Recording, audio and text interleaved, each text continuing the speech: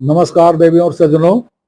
हम लोग कबीर ग्रंथावली की 36वीं रामायणी पर विचार कर रहे थे। हमने बीजक की 83वीं रामायणी का और कबीर ग्रंथावली की 36वीं रामायणी का पंक्ति दर पंक्ति पाठ करके आपको बताया था कि शब्दों का थोड़ा बहुत अंतर है, बाकी कोई अंतर नहीं है। अर्थात यह रामायणी बीजक की रामायणी के क्रमांक 83 पर भी है और इसकी व्याख्या बीजक वाली रामायणी की व्याख्या इसी श्रृंखला में मैं पहले कर चुका हूं। फिर भी यहां एक बार फिर से सही। तो इसमें आपने देखा कि सभी शब्द और वो तो मिलते हैं, लेकिन कबीर ग्रंथावली में जो रामायणी है उसमें एक पंक्ति अधिक है। ये जो अधिक पंक्ति है अर्थात ये इस रामायणी में है, बीजक वाली रामायणी में ये पंक्ति नहीं है। ये पंक्ति कौन सी है? तीसरी पंक्ति। पंच स्वभाव जो मेटे काया, सब तज करम भजय राम राया।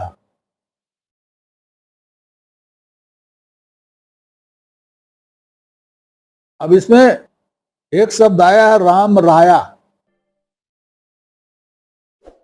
और ध्यान देने की बात है कि आगे की पंक्ति है खत्री सोजू कुटुंब से जूझे, पंचू मेट एक को बूझे। इसका मतलब 5 का रिपीटिशन हो रहा है और इससे ऐसा लगता है कि कबीर ग्रंथावली की यह पंक्ति, तीसरी पंक्ति, यह किसी कारण से यहां पर सायास है या बीजक में यह पंक्ति नहीं है, यह भी सायास हो सकती है। तो बीजक में यह पंक्ति ना होने का कारण एक तो यह हो सकता है कि वही बात खत्री सो जो कुटुंब से जूझे वाले में है, तो उसी बात को फिर से कहने का कोई मतलब नहीं होता। इसलिए संपादन करते समय बीजक के संपादक ने, क्योंकि वो संत रहे होंगे, विद्वान संत रहे होंगे, इसलिए उन्होंने इसको देखा होगा और देख के उन्होंने इसको परिमार्जित कर दिया होगा। इसके रहने ना रहने से भाव में कोई फर्क नहीं पड़ता, अर्थ में कोई फर्क नहीं पड़ता। अब आते हैं व्याख्या पर।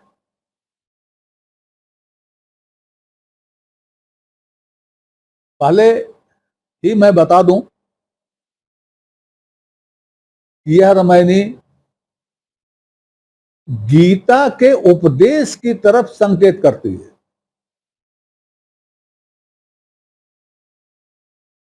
यह ऐसा लगता है ऊपर से कि यह रामायणी गीता के उपदेश का विरोध कर रही है,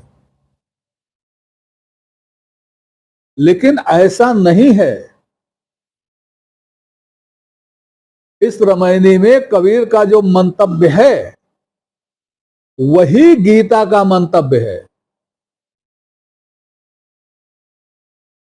हम कबीर को समझने में भूल करते हैं, वैसी ही भूल हम गीता जैसे ग्रंथ को भी समझने में करते हैं। ध्यान देने की बात है, कबीर मध्य मार्गी संत हैं, ये मैं कई बार बता चुका हूं, और जब ये आता है तो मैं आपको बताता हूं कि देखिए यहां मध्य मार्ग है।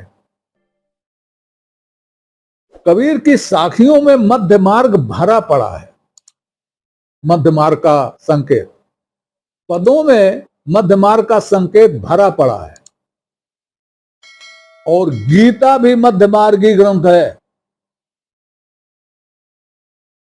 उसकी व्याख्या आप चाहे जैसे करो, लेकिन यह समझ लो आप कि गीता मध्य मार्गी ग्रंथ है।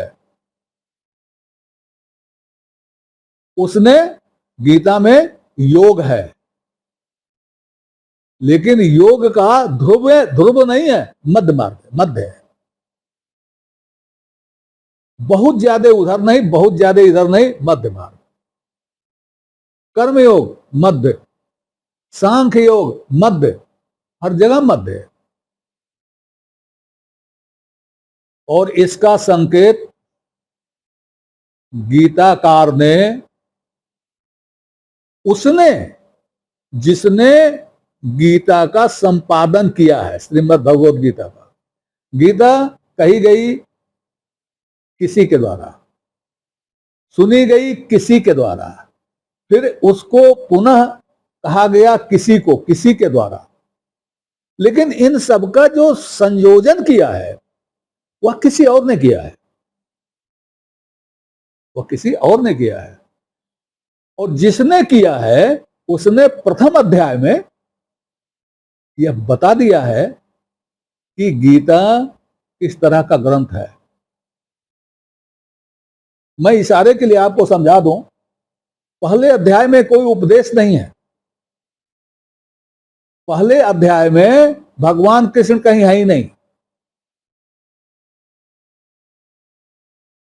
तो पहला अध्याय जो है वह उपदेश नहीं है गीता का। पहला अध्याय जो है उपदेश देने के लिए तैयार की जा रही पूर्व पीठिका है। जैसे भूमिका होती, भूमिका है। भूमिका में लेखक या कवि, रचनाकार यह बताता है कि इस पुस्तक में क्या क्या है। वो चाहे रामचरितमानस हो, चाहे वाल्मीकि रामायण हो, चाहे श्रीमद् भगवत पुराण हो, चाहे कोई भी ऐसा ग्रंथ हो, उसमें अब तो भूमिका अलग से लिखी जाती है। लेकिन पहले क्या होता था कि पहला अध्याय जो होता था वो भूमिका का ही होता था। रामचरितमानस में तुलसीदास जी ने पहले कांड में ही, बालकांड में ही, पहले कांड में ही बताया कि इसमें क्या क्या है। पूरे रामचरितमानस में क्या क्या है बताया। उसी तरह से गीता का जिसने संयोजन किया उसने पहले अध्याय में बता दिया इसमें है क्या। तो है क्या उसमें? महाभारत का युद्ध नहीं है। महाभारत का युद्ध हो, सेनाएं, ये तो कोई बात कहने के पूर्व जो एक व्यवस्था की जाती है वो व्यवस्था है। दोनों सेनाएं हैं, आमने सामने है, सेना में विभिन्न प्रकार के वीर हैं। नमस्कार देवियों और सज्जनों, चैनल का नया अंक प्रस्तुत करते हुए मैं इन सभी दर्शकों का आभार व्यक्त करता हूं जिन्होंने चैनल को सब्सक्राइब किया, लाइक किया और जिनके प्रोत्साहन से चैनल नई ऊंचाइयां छू रहा है। नए दर्शकों से अनुरोध है कि वो कृपया पूरा अंक देखें, चैनल को सब्सक्राइब करें और अपनी लाइक दें। समय समय पर अपनी जिज्ञासा भी प्रकट करें, इसके लिए हम आपके आभारी रहेंगे। शुभम भूयात। नमस्कार। दुर्योधन अपनी सेना में रहकर शत्रु की सेना का वर्णन करता है। यह संकेत है, संकेत यह है कि दुर्योधन एक ध्रुव पर है और वो अपने ध्रुव पर खड़े होकर दूसरे ध्रुव का वर्णन करता है, तो उसको दूसरा ध्रुव जो है छोटा दिखाई देगा। इसीलिए वह कहता है कि पांडवों की सेना जो है हमारे लिए अलम है, हमारे लिए काफी है। काफी का मतलब बड़ा आसान है, हम खा जाएंगे। इसको सुन करके द्रोणाचार्य शांत रहते हैं और भीष्म गदगद हो जाते। द्रोणाचार्य तो आचार्य हैं, भीष्म आचार्य नहीं है। भीष्म आचार्य नहीं है, कुछ भी हो आचार्य नहीं है, और द्रोणाचार्य आचार्य हैं। तो समझ रहे हैं कि दुर्योधन इस समय बक रहा है। एक बात ये हुई ध्रुवों की बात। अब आइए मध्य मार्ग पर। अर्जुन कहते हैं कृष्ण से कि मेरा रथ मध्य में ले चलो, मेरा रथ मध्य में ले चलो। और कृष्ण इसका कोई विरोध नहीं करते कि लड़ाई के लिए सब तैयार हैं, शंख बज चुके हैं, और भाई आप बीच में क्यों जाना चाहते हो अकेले? कोई विरोध नहीं किया। वो ऐसा लगता है कि बड़े आराम से खुशी खुशी उनको मध्य मार्ग में ले गए, क्योंकि कहा जाता है उसको भी मध्य मार्ग ही प्यारा है। अति का भला न बोलना, अति की भली न चूक, वो भी यही चाहता है। अब वहां चले गए मध्य में। मध्य से अर्जुन दोनों तरफ की सेनाओं को देखते हैं, दोनों तरफ के वीरों को देखते हैं। इसका मतलब कि मध्य से देखते हैं, इसका मतलब वो सही देखते हैं।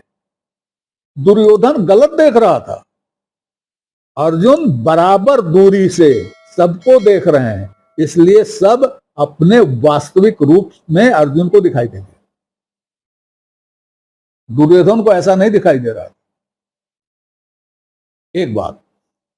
दूसरी बात, सारा उपदेश गीता का मध्य में हो रहा है, उसी रथ पर हो रहा है, मध्य में हो रहा है सारा उपदेश, ना इधर ना उधर। तो गीता एक मध्य मार्गी ग्रंथ है, उसी तरह का मध्य मार्गी ग्रंथ है जिस तरह से कबीर मध्य मार्ग की बात जगह जगह कहते हैं कि एक शीतल एक तपत है, दो कहिए आदि, और मध्यंग लागा जो रहे। तमाम ऐसे हैं, तमाम ऐसी साखियां हैं मध्य मार्गी। तो इसलिए मैं इसलिए कह रहा हूं कि कबीर गीता के विरोधी नहीं है। इस रमैनी से लगेगा कि वो गीता का विरोध कर रहे हैं, ये हमको इसलिए लगेगा कि हम इस रमैनी को या तो नहीं समझ रहे हैं या हम गीता को नहीं समझ। अब इसको ध्यान में रख के समझिए। एक बात ध्यान में रखिएगा, गीता जो है वह बाहरी युद्ध के लिए नहीं है। बाहरी जो युद्ध दिखाई देता है उसके लिए गीता का उपदेश नहीं है। गीता का उपदेश है जो हमारे अंदर युद्ध चल रहा है। ये जो हमारे अंदर महाभारत चल रहा है, इसमें हम ही कृष्ण हैं, हम ही अर्जुन हैं, हम ही दुर्योधन हैं, हम ही पांडव हैं, हम ही द्रोणाचार्य हैं, हम ही भीष्म पितामह हैं, हम ही सब हैं, और हम ही लड़ रहे हैं। यहां जो द्वंद्व चल रहा है, इस द्वंद्व के, इस झगड़े के निराकरण के लिए गीता है। इस झगड़े से जो परेशान होकर के हथियार डाल देता है उसके लिए गीता है। युद्ध में हथियार डालने वाले के लिए गीता नहीं है। अगर युद्ध में हथियार डालने के लिए गीता होती तो केवल क्षत्रियों के लिए ग्रंथ हो जाता। ये ग्रंथ केवल क्षत्रियों के लिए नहीं है, सबके लिए है, आबाल वृद्ध सबके लिए है। क्योंकि ये इस अंदर की बात है, ये अंदर के युद्ध की बात है। अंदर के युद्ध से कैसे निपटा जाए इसका उपदेश है। कोई महाभारत नहीं, कोई तीर तलवार नहीं। अब देखिए क्या कहते हैं कबीर साहब, कहते हैं खत्री करे खत्रिया धर्मो, तिनको होए सवाया कर्मो। ये पक्की बात है कि क्षत्रिय अगर क्षत्रिय धर्म करेगा तो उसके कर्म सवाया बढ़ जाएंगे। कर्म सवाया बढ़ जाएंगे का मतलब मुक्त नहीं होगा वो, क्योंकि मुक्त होने के लिए कर्म शून्यता चाहिए, कर्म से विरत होना चाहिए, फल रहित कर्म करना चाहिए, इच्छा रहित कर्म करना चाहिए। और क्षत्रिय धर्म क्या है? क्षत्रिय धर्म क्या है? आप सब जानते हैं क्षत्रिय धर्म क्या है।